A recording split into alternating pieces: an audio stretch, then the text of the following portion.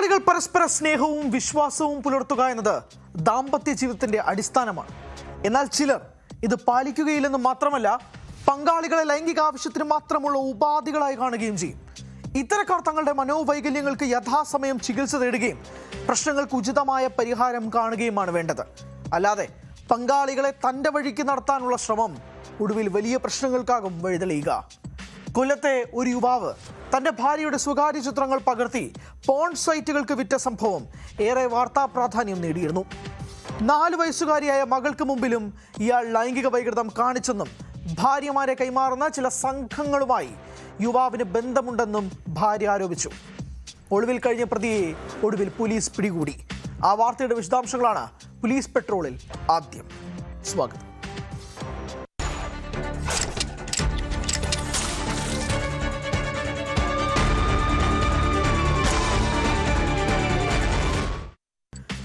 ഭാര്യയുടെ സ്വകാര്യ ദൃശ്യങ്ങൾ പകർത്തി അശ്ലീല സൈറ്റുകൾക്ക് വിറ്റ കേസിൽ ഭർത്താവ് അറസ്റ്റിൽ.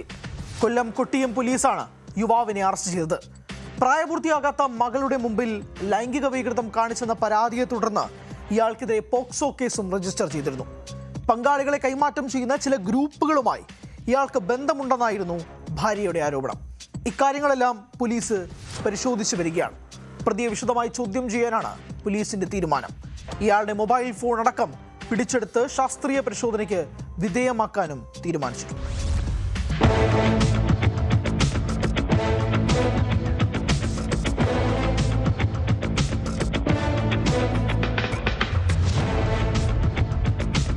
കൊല്ലം സ്വദേശികളായ ദമ്പതിമാർ വിദേശത്ത് താമസിക്കുന്നതിനിടെയാണ് കേസിനാസ്പദമായ സംഭവങ്ങൾ നടന്നത്.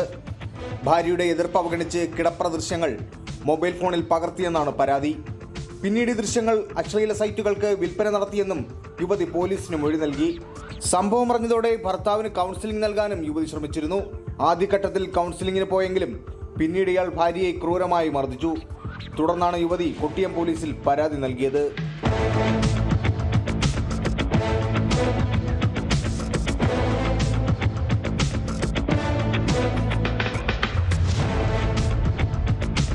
പങ്കാളികളെ കൈമാറുന്ന സംഘവുമായി ഭർത്താവിന് ബന്ധമുണ്ടെന്നും ഭാര്യയുടെ സ്വകാര്യ ദൃശ്യങ്ങൾ പകർത്താൻ സംഘത്തിൽ നിന്ന് ആവശ്യം ഉയർന്നിരുന്നുവെന്നും യുവതി പോലീസിനോട് പറഞ്ഞിട്ടുണ്ട്. ഇതിനിടെ യുവാവിൽ നിന്ന് നിരന്തരമായ അതിക്രമങ്ങൾ നേരിട്ടതായും പരാതിയുണ്ട്. 4 വയസ്സുകാരിയായ മകൾക്ക് മുന്നിൽ വെച്ചുപോലും ലൈംഗിക ചേഷ്ടകൾ കാട്ടിയെന്ന പരാതിയും ഉയർന്നു. ഇതോടെയാണ് ചൈൽഡ് ലൈനും വിഷയത്തിൽ ഇടപെട്ടത്. തുടർന്ന് കുട്ടിയുടെ മൊഴിയുടെ അടിസ്ഥാനത്തിൽ യുവാവിനെതിരെ പോക്സോ വകുപ്പുകൾ ചുമത്തുകയായിരുന്നു.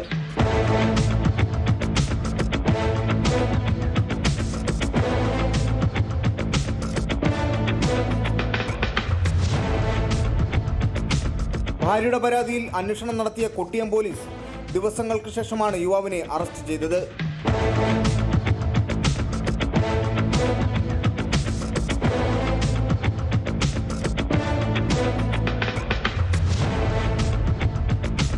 ന്യൂസ് 18 കൊല്ലം. വ്യക്തിപരവും രാഷ്ട്രീയവുമായ ബന്ധങ്ങളൊന്നും ഔദ്യോഗിക കാര്യങ്ങളിൽ സ്വാധീനം ചെലുത്തില്ലെന്ന് ഉറപ്പാക്കുക നിയമപാലകരുടെ ഉത്തരവാദിത്തമാണ്. അല്ലാതെ നിയമത്തെ നോക്കുകുത്തിയാക്കിയാൽ കടുത്ത നടപടികൾ നേരിടേണ്ടി വരും. തിരുവനന്തപുരത്ത് ED ഉദ്യോഗസ്ഥരെ ആക്രമിച്ച കേസിലെ പ്രതികൾ മ്യൂസിയം പോലീസ് സ്റ്റേഷനിൽ ഓണാഘോഷത്തിൽ പങ്കെടുത്ത സംഭവം വലിയ വിവാദങ്ങൾക്ക് വഴിതെളിച്ചിരിക്കുന്നു. തങ്ങളുടെ സ്വാധീനം കേസിലെ സാക്ഷികളെ ബോധ്യപ്പെടുത്താനാണ് ആഘോഷത്തിൽ പങ്കെടുത്തതിലൂടെ പ്രതികൾ ശ്രമിച്ചതെന്നാണ് EDയുടെ ആരോപണം. സംഭവത്തിൽ 6 പോലീസ് ഉദ്യോഗസ്ഥർക്കെതിരെ അധികൃതർ നടപടിയെടുത്തു. AR ക്യാമ്പിലേക്കാണ് ഇവരെ സ്ഥലം മാറ്റിയത്. പ്രതികൾ സ്റ്റേഷനിൽ വെച്ച് റീൽസ് ചിത്രീകരിച്ചതും ജാമ്യ വ്യവസ്ഥ ലംഘിച്ചതും അന്വേഷിച്ച് സിറ്റി പോലീസ് കമ്മീഷണർ റിപ്പോർട്ട് സമർപ്പിച്ചതിന്റെ അടിസ്ഥാനത്തിലാണ് നടപടി.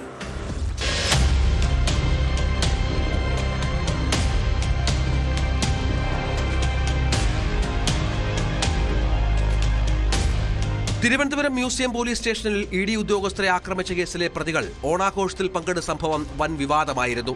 തുടർന്നാണ് 6 പോലീസ് ഉദ്യോഗസ്ഥർക്കെതിരെ നടപടി വന്നത്. ഇവരെ AR ക്യാമ്പിലേക്ക് സ്ഥലം മാറ്റി. പ്രതികൾ സ്റ്റേഷനിൽ വെച്ച് റീൽസ് ചിത്രീകരിച്ചതും ജാമ്യവ്യവസ്ഥ ലംഘിച്ചതും അന്വേഷിച്ച് കമ്മീഷണർ റിപ്പോർട്ട് സമർപ്പിച്ചതിന്റെ അടിസ്ഥാനത്തിലാണ് നടപടി.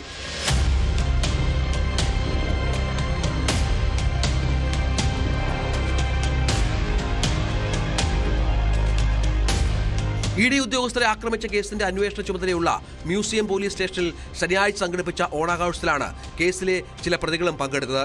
ആഘോഷത്തിനെത്തിയ പോലീസുകാർ ധരിച്ചിരുന്ന അതേ നിറത്തിലുള്ള ഷർട്ടുകൾ അണിഞ്ഞാണ് പ്രതികൾ സ്റ്റേഷനിലെത്തിയത്. കോർപ്പറേഷൻ മുൻ കൗൺസിലർ IP ബിനു ഉൾപ്പെടെയുള്ള പ്രതികളിൽ ചിലർ പോലീസ് സ്റ്റേഷന് മുന്നിൽ ഊഞ്ഞാലാടുന്ന റീൽസ് ചിത്രീകരിച്ച് സമൂഹ മാധ്യമങ്ങളിലൂടെ പങ്കുവെക്കുകയും ചെയ്തു.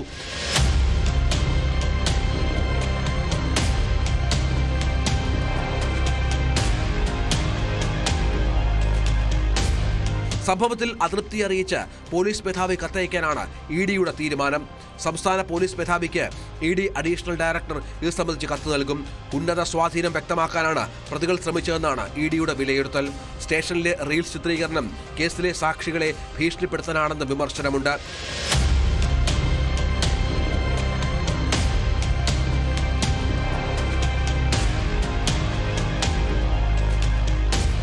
ന്യൂസ് 18 തിരുവനന്തപുരം.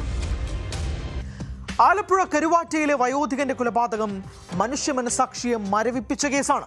ഒരു 13-കാരിക്ക് ഇങ്ങനെ ക്രൂരമായി പെരുമാറാൻ കഴിയുമോ എന്ന ചോദ്യമാണ് സമൂഹം ഉയർത്തുന്നത്. കരുവാറ്റ സ്വദേശി ശിവൻകുട്ടിയുടെ കൊലപാതകവും കവർച്ചയും ആസൂത്രണം ചെയ്ത 13-കാരിയുടെ മറ്റ് 2 സുഹൃത്തുക്കളെ കേസിൽ സാക്ഷിയാക്കാനാണ് പോലീസിന്റെ നീക്കം. കൊല്ലം പരവൂരിലുള്ള കൂട്ടുകാരനെ ഫോണിൽ വിളിച്ച് ശിവൻകുട്ടിയെ കൊലപ്പെടുത്തണമെന്ന് പെൺകുട്ടി പറയുന്നത് ഇതിലൊരു സുഹൃത്ത് കേട്ടിരുന്നു. കൊലപാതകത്തിന് ശേഷം പെൺകുട്ടി സഹപാഠിയായ ഒരു പെൺകുട്ടിക്ക് ശബ്ദ സന്ദേശം അയക്കുകയും ചെയ്തു. ഈ 2 കുട്ടികളെ സാക്ഷികളാക്കിയാൽ കേസിന് കൂടുതൽ ബലം കിട്ടുമെന്നാണ് പോലീസിന് ലഭിച്ച നിയമോപദേശം.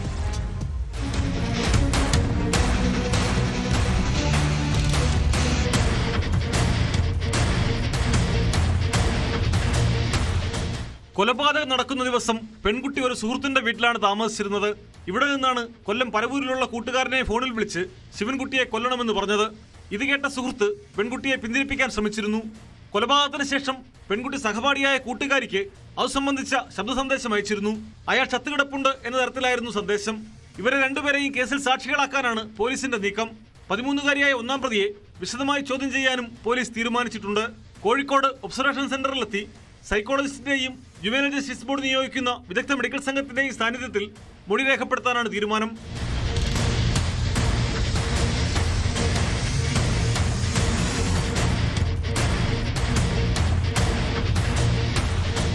പ്രതികൾ ഹരിപ്പാട് റെയിൽവേ സ്റ്റേഷനിൽ വന്നിറങ്ങിയത് മുതൽ കരുവാറ്റയിൽ എത്തുന്നതുവരെയുള്ള CCTV ദൃശ്യങ്ങളും പിന്നീട് ഹരിപ്പാട്ട് തട്ടുകടയിൽ ഭക്ഷണം കഴിക്കുന്ന ദൃശ്യങ്ങളും സൈബർ സെല്ലിന്റെ സഹായത്തോടെ പോലീസ് ശേഖരിച്ചു. പ്രതികളെ കരുവാറ്റയിൽ എത്തിച്ച ഓട്ടോറിക്ഷ ഡ്രൈവർ, തട്ടുകടയിലെ ജീവനക്കാർ, പെൺകുട്ടിയുടെ കരുവാറ്റയിലുള്ള സുഹൃത്തുക്കൾ എന്നിവരുടെ എല്ലാം മൊഴിയെടുക്കും. കൊലപാതകം നടന്ന വീട്ടിൽ നിന്ന് ശേഖരിച്ച വിരലടയാളങ്ങൾ കേസിൽ അറസ്റ്റിലായ 3 ആൺകുട്ടികളുടേതാണോ എന്ന് പരിശോധിക്കും. ഇവരുടെ മൊബൈൽ ഫോണുകൾ സൈബർ സെല്ലിന്റെ സഹായത്തോടെ പരിശോധിക്കുന്നുണ്ട്. കരുവാറ്റയിൽ വാടകയ്ക്ക് താമസിച്ചിരുന്ന കൊല്ലം പരവൂർ കൊച്ചാലുമൂട് സരസ്വതി നിവാസിൽ ശിവൻകുട്ടി ചെട്ടിയാരെയാണ് അടുത്ത ബന്ധുവായ 13-കാരി കൊട്ടേഷൻ നൽകിയതിനെ തുടർന്ന് കാമുകനും 2 സുഹൃത്തുക്കളും ചേർന്ന് കൊലപ്പെടുത്തിയത്. പെൺകുട്ടിക്ക് ഐഫോണും കാമുകന് ബൈക്കും വാങ്ങാൻ ലക്ഷ്യമിട്ട് സ്വർണ്ണ കവർച്ചയ്ക്കായാണ് ശിവൻകുട്ടിയെ കൊലപ്പെടുത്തിയതെന്ന് പോലീസ് കണ്ടെത്തിയിട്ടുണ്ട്.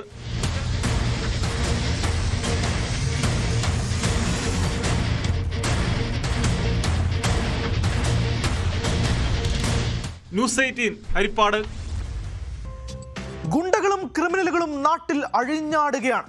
ഭരണം മാറിയാലും അത്തരം ദുരവസ്ഥയ്ക്ക് യാതൊരു മാറ്റവും ഉണ്ടാകുന്നുമില്ല. തിരുവനന്തപുരം നെടുമങ്ങാട് ജില്ലാ ആശുപത്രിയിൽ ഗുണ്ടാ സംഘങ്ങൾ ഏറ്റുമുട്ടിയതാണ് ഏറ്റവും ഒടുവിലത്തെ സംഭവം. ഗുണ്ടാ നേതാക്കളായ അനൂപിന്റെയും ശ്രീജുവിന്റെയും സംഘങ്ങളാണ് ഏറ്റുമുട്ടിയത്. സംഘർഷത്തെ തുടർന്ന് രോഗികളും കൂട്ടിരിപ്പുകാരുമൊക്കെ ആശുപത്രിയിൽ നിറങ്ങി ഓടുന്ന സാഹചര്യമുണ്ടായി. കേസിൽ കൊടും ക്രിമിനലുകളായ 9 പേർ പിടിയിലായി.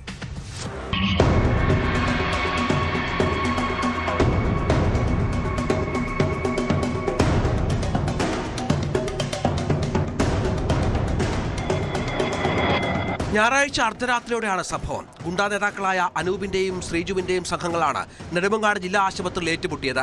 സംഘർഷത്തിനിടെ നാടൻ പടക്കമെറിഞ്ഞത് ഭീകരാന്തരീക്ഷം സൃഷ്ടിച്ചു.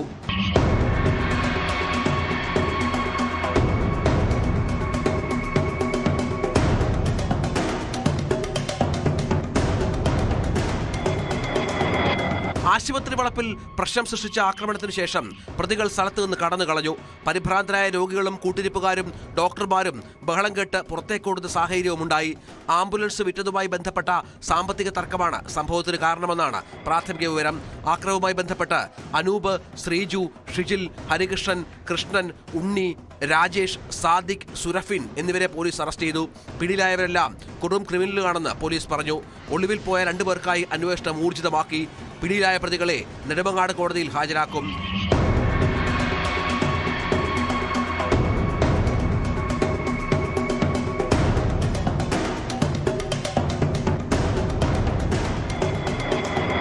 ന്യൂസ് 18 നെയ്യാറ്റിൻകര. വൈദ്യുതി വിതരണം തടസ്സപ്പെട്ടാൽ അതിന്റെ കാരണം അന്വേഷിക്കുന്നതിന് പകരം ഉദ്യോഗസ്ഥരുടെ മേൽ മെക്കിട്ട് കയറുക നാട്ടുകാരുടെ പൊതു സ്വഭാവമാണ്. ലൈൻ കമ്പികൾ മാറ്റി സ്ഥാപിക്കുന്നതിന്റെ ഭാഗമായി വൈദ്യുതി വിതരണം തടസ്സപ്പെട്ടപ്പോഴാണ് കൊല്ലം മയ്യനാട് ഡ്യൂട്ടിയിലുണ്ടായിരുന്ന KSEB ഉദ്യോഗസ്ഥനെ ഓഫീസിൽ കയറി മർദ്ദിച്ചത്.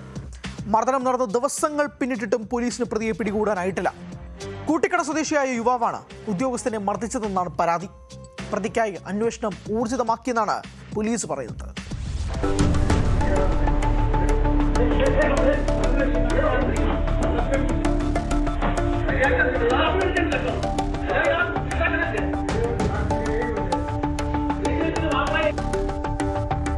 കൂട്ടിക്കട ഭാഗത്ത് ലൈൻ കമ്പികൾ മാറ്റി ABC കേബിൾ വലിക്കുന്ന ജോലിയുടെ ഭാഗമായി പകൽ സമയത്ത് വൈദ്യുതി വിതരണം നിർത്തിവച്ചിരുന്നു.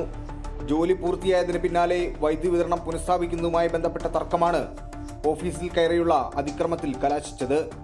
മയ്യനാട് KSEB ഓഫീസിൽ ഡ്യൂട്ടിയിലുണ്ടായിരുന്ന ഉദ്യോഗസ്ഥൻ ശ്രീകുമാറിനാണ് മർദ്ദനമേറ്റത്. ഓഫീസിനുള്ളിൽ കയറി ഉദ്യോഗസ്ഥനെ മർദ്ദിക്കുന്നതിന്റെ CCTV ദൃശ്യങ്ങൾ സഹിതമാണ് ഇരുവിപുരം പോലീസിൽ പരാതി നൽകിയത്.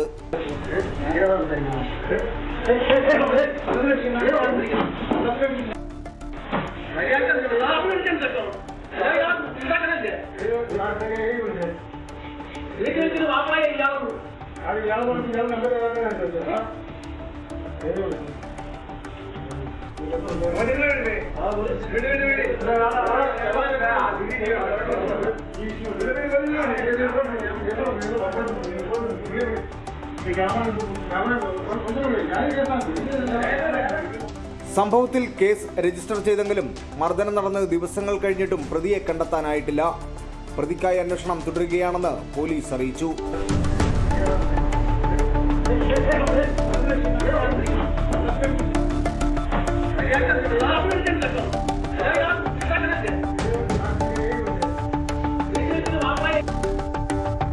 ന്യൂസ് 18 കൊല്ലം. കാസർഗോഡ് മഞ്ചേശ്വരത്ത് കടയ്ക്കുള്ളിൽ അതിക്രമിച്ചു കയറി വെടിയുതിർത്ത് വ്യാപാരിയെ കൊലപ്പെടുത്താൻ ശ്രമിച്ച കേസ് ഏറെ കോളിളക്കമുണ്ടാക്കിയിരുന്നു. ഈ കേസിൽ മുഖ്യപ്രതി പിടിയിലായി. ചിഗറുപാത സ്വദേശി വെടി സഫ്വാൻ എന്ന മുഹമ്മദ് സഫ്വാനാണ് പിടിയിലായത്. കുടുംബ വഴക്കിന്റെ ഭാഗമായാണ് വെടിയുതിർത്ത് ഭീകരാന്തരീക്ഷം സൃഷ്ടിച്ചത്.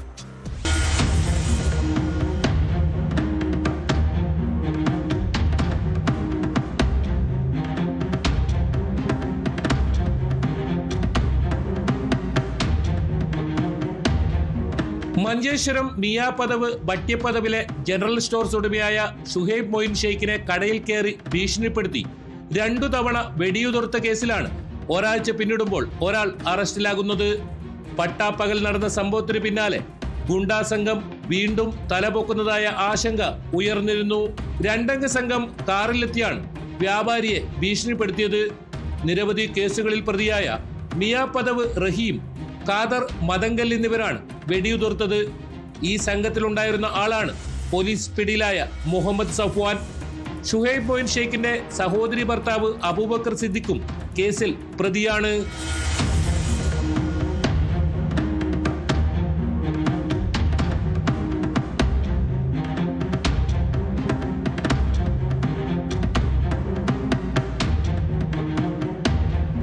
വെടിവെപ്പ് നടന്ന സ്ഥലത്ത് മഞ്ചേശ്വരം പോലീസ് പ്രാഥമിക പരിശോധന നടത്തിയതിന് പിന്നാലെ ഫോറൻസിക് സംഘമെത്തി ശാസ്ത്രീയ പരിശോധന ഉൾപ്പെടെ നടത്തിയിരുന്നു.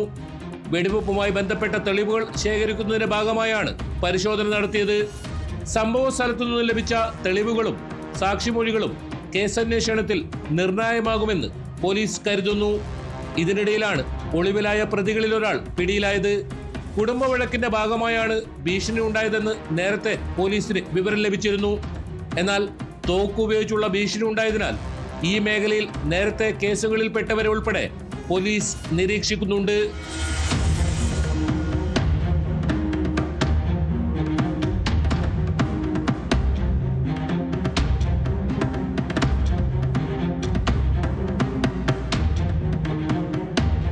ന്യൂസ് 18 കാസർഗോഡ്. കോതമംഗലം SHOയെ ഭീഷണിപ്പെടുത്തിയെന്ന കേസിൽ അർജുൻ ആയങ്കിക്ക് ജാമ്യം. കോതമംഗലം മജിസ്ട്രേറ്റ് കോടതിയാണ് പ്രതിക്ക് ജാമ്യം അനുവദിച്ചത്. അതേസമയം നിരവധി ക്രിമിനൽ കേസുകളിൽ പ്രതിയായ അർജുൻ ആയങ്കിക്കെതിരെ കാപ്പ ചുമത്തിയിട്ടുള്ളതിനാൽ പ്രതി ജയിലിൽ തുടരും. പോലീസിനെയും ആഭ്യന്തരമന്ത്രിയെയും വെല്ലുവിളിക്കുകയും ഭീഷണി മുഴക്കുകയും ചെയ്തതോടെയാണ് അർജുൻ ആയങ്കിയെ അടുത്തിടെ പോലീസ് അറസ്റ്റ് ചെയ്തത്.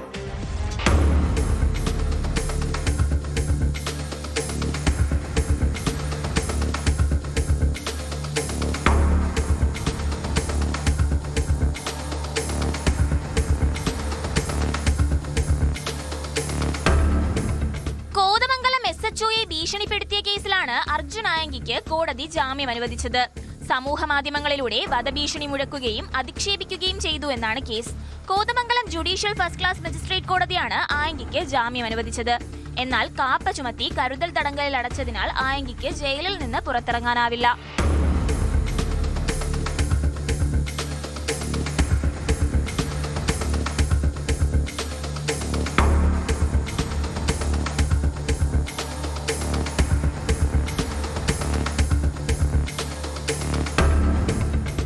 വർഷത്തിനുള്ളിൽ 9 ക്രിമിനൽ കേസുകളിൽ പ്രതിയാണ് അർജുൻ ആയങ്കി. ഈ സാഹചര്യത്തിലാണ് കാപ്പ ചുമത്തിയിരിക്കുന്നത്. അർജുൻ ആയങ്കി സമൂഹത്തിന് ഭീഷണിയാണെന്നും നിലവിൽ ജുഡീഷ്യൽ കസ്റ്റഡിയിൽ കഴിയുന്ന പ്രതി ജാമ്യം ലഭിച്ചാൽ തുടർന്നും കുറ്റകൃത്യങ്ങളിൽ ഏർപ്പെടുമെന്ന് ബോധ്യപ്പെടുകയും ചെയ്ത സാഹചര്യത്തിൽ അത് തടയാനാണ് കാപ്പ ചുമത്തിയതെന്നാണ് കണ്ണൂർ സിറ്റി പോലീസ് കമ്മീഷണർ സമർപ്പിച്ച ശുപാർശയിൽ പറയുന്നത്. അർജുൻ ആയങ്കിക്കെതിരെ കർശന നടപടി സ്വീകരിക്കുമെന്ന് ആഭ്യന്തര വകുപ്പ് മന്ത്രി വ്യക്തമാക്കിയതിന് പിന്നാലെയായിരുന്നു നടപടി.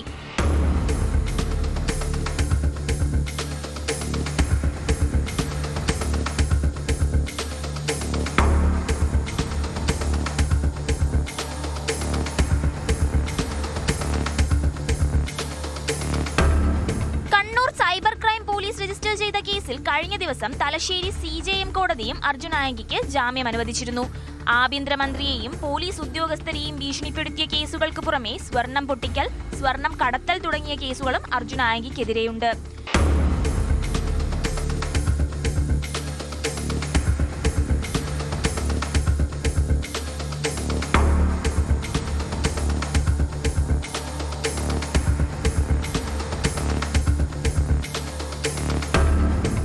ന്യൂസ് 18 കൊച്ചി.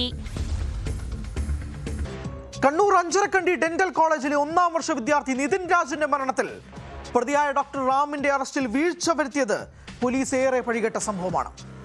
കോടതിയിൽ നിന്ന് പോലും പോലീസിന് എതിരെ വിമർശനമുണ്ടായി. ഈ സംഭവത്തിൽ ഡിവൈഎസ്പിയെ സസ്പെൻഡ് ചെയ്തു. കണ്ണൂർ ക്രൈംബ്രാഞ്ച് ഡിവൈഎസ്പി സുധീർ കല്ലനെയാണ് സസ്പെൻഡ് ചെയ്തത്. സുധീർ കല്ലനെതിരെ നടപടിയെടുക്കാത്തതിൽ ആഭ്യന്തര വകുപ്പിനെ ഹൈക്കോടതി വിമർശിച്ചതിന് പിന്നാലെയാണ് നടപടി.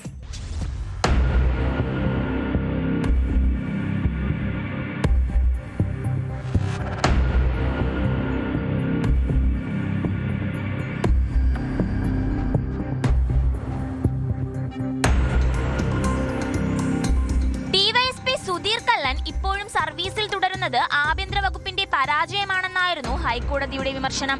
സുധീർ കല്ലൻ പ്രതിയെ പണം വാങ്ങി രക്ഷിക്കാനാണ് ശ്രമിച്ചതെന്നും ഹൈക്കോടതി വിമർശിച്ചു. ഇതിനു പിന്നാലെയാണ് സുധീർ കല്ലനെ സസ്പെൻഡ് ചെയ്തത്. സുധീർ കല്ലന് വീഴ്ച സംഭവിച്ചതായി ആഭ്യന്തര വകുപ്പ് നടത്തിയ അന്വേഷണത്തിലും വ്യക്തമായിരുന്നു. തുടർന്ന് സുധീർ കല്ലൻ ഉൾപ്പെടെയുള്ള സംഘത്തെ അന്വേഷണത്തിൽ നിന്നും മാറ്റിയിരുന്നു.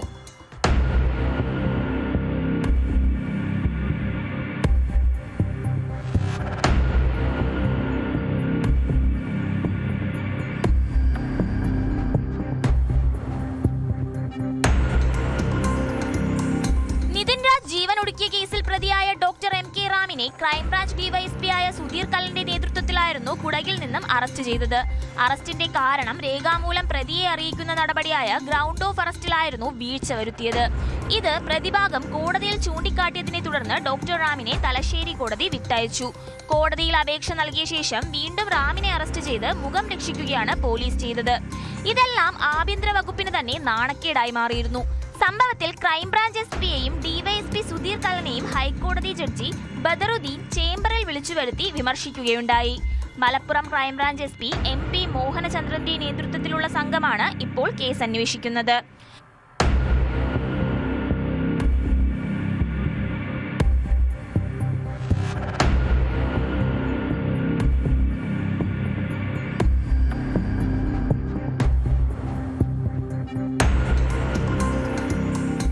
ന്യൂസ് 18 കണ്ണൂർ. തിരുവനന്തപുരം വിളപ്പിൽശാലയിൽ കരാറുകാരന്റെ കാർ തടഞ്ഞു നിർത്തി മർദ്ദിച്ച കേസിൽ 3 പേർ പോലീസിന്റെ പിടിയിലായി. മാറനല്ലൂർ കണ്ടല സ്വദേശികളായ മുഹമ്മദ് ഹാജ, ആസിഫ്, അഫ്സൽ എന്നിവരാണ് പിടിയിലായത്. കേസിൽ 2 പ്രതികൾ ഒളിവിലാണ്. മദ്യലഹരിയിലായിരുന്ന പ്രതികൾ യാതൊരു പ്രകോപനവുമില്ലാതെ കാർ തടഞ്ഞു നിർത്തി മർദ്ദിച്ചെന്നാണ് കേസ്.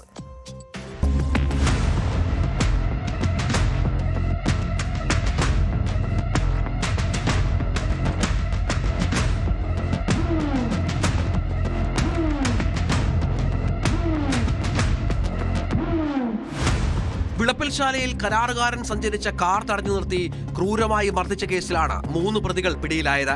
മാറനല്ലൂർ കണ്ടല ചിറക്കോട് തലനിര പുത്തൻവീട്ടിൽ മുഹമ്മദ് ഹാജ, കണ്ടല ഉമ്മൻകുഴി വേലൻവിളാകത്തി വീട്ടിൽ ആസിഫ്, കണ്ടല ഉമ്മൻകുഴിയിൽ അഫ്സൽ എന്നിവരാണ് പിടിയിലായത്. വിളപ്പിൽശാല SI അനീഷിന്റെ നേതൃത്വത്തിലുള്ള പോലീസ് സംഘമാണ് പ്രതികളെ പിടിച്ചത്.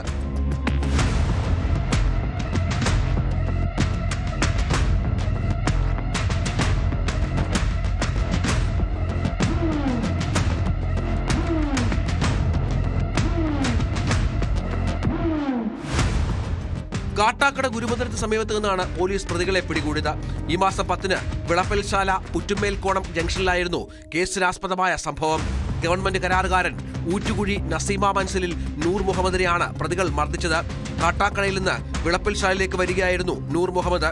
2 ബൈക്കുകളായി പിന്തുടർത്തിയ സംഘം കാർ തടഞ്ഞു നിർത്തി നടു റോഡിലിട്ട് മർദ്ദിച്ചു. സംഭവത്തിന് ശേഷം ഒളിവിൽ പോയ പ്രതികളാണ് പിടിയിലായത്. കേസിലെ 1-ാം പ്രതിയും 5-ാം പ്രതിയും ഒളിവിലാണ്. ഇവർക്കായി അന്വേഷണം ഊർജിതമാക്കിയതായി പോലീസ് പറഞ്ഞു. വിളപ്പിൽശാല മലപ്പനംകോട് മാന്തോപ്പിൽ തമ്പുരാൻകാവിന് സമീപം മദ്യലഹരിയിൽ നിന്ന പ്രതികൾ യാതൊരു പ്രകോപനവുമില്ലാതെ നൂർ മുഹമ്മദ് സഞ്ചരിച്ച കാറിനെ 2 ബൈക്കുകളിൽ പിന്തുടർന്ന് മർദ്ദിച്ചുവെന്നാണ് കേസ്. സംഭവസ്ഥലത്തുള്ള CCTV ദൃശ്യമാണ് കേസിൽ നിർണായകമായത്.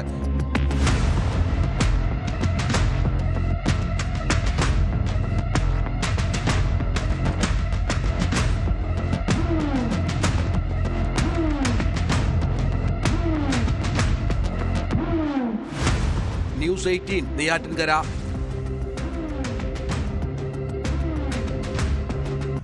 ട്രെയിനിൽ സ്ത്രീകളോട് അപമര്യാദയായി പെരുമാറിയതായി DFOയ്ക്കെതിരെ പരാതി. കാസർഗോഡ് DFO ജോസ് മാത്യുവിനെതിരെയാണ് റെയിൽവേ പോലീസ് കേസെടുത്തത്. ശനിയാഴ്ച വൈകിട്ടായിരുന്നു കേസിനാസ്പദമായ സംഭവം. കുറ്റകൃത്യങ്ങളുടെ വാർത്തകളുമായി പോലീസ് പെട്രോൾ നാളെ കാണാം. നമസ്കാരം.